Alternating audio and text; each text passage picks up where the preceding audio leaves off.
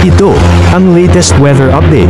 Alamin ang pinakasariwang ulat panahon ngayon dito sa Information TV Educational Channel. Makikita natin ang patuloy nating pagmamonitor sa low pressure area. Kahapon nasa may silangan pa ito ng Baler at ngayon nga ay nasa may bahagi na ito ng West Philippine Sea. At huli nating namataan nasa layong 85 km west northwest ng Baknotan sa lalawigan ng La Union. Ito pa rin yung low pressure area na ilang araw na nating minomonitor at patuloy din natin in-expect o inaasahan ang epekto ng southwest monsoon o habagat, partikular na nga sa may kanlurang bahagi ng Luzon at Kabisayaan. Asahan pa rin natin ang malaking bahagi ng Luzon at Visayas ay makararanas ng mga pag-ulan mula katamtaman hanggang sa kung minsan ay malalakas sa mga pag-ulan na dulot ng habagat.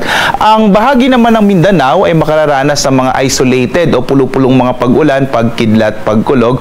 Gayun din, mas maliit yung chance ng mga pag-ulan sa may bahagi ng Cagayan Valley Region. Dito naman sa ating minomonitor na low pressure area, base sa mga pinakahuling datos natin, posible pa rin itong maging bagyo, posible bukas o sa mga susunod na araw. At ang nakikita nating senaryo, ito ay kikilos pakanluran, papalayo sa kalupaan ng ating bansa at posibleng lumabas din ito ng Philippine Area of Responsibility sa mga susunod na araw. So patuloy po tayo magmo-monitor dito sa pag-asa sa potential nga na maging bagyo na low pressure area na sa West Philippine Sea.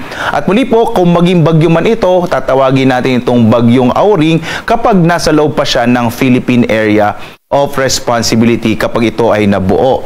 At patuloy rin pagmamonitor natin sa magiging epekto nito sa habagat na maaari nga magdala ng patuloy na mga pag-ulan sa malaking bahagi ng kanlurang bahagi ng Luzon at ng Visayas. At maliban dito sa low pressure area na ating minomonitor, makikita natin wala tayong iba pang minomonitor na sama ng panahon sa loob at labas ng Philippine Area of Responsibility sa kasalukuyan. So lagi po tayo mag-update, particular na nga dito sa low pressure area na ating minomonitor na nasa West Philippine Sea na sa ngayon.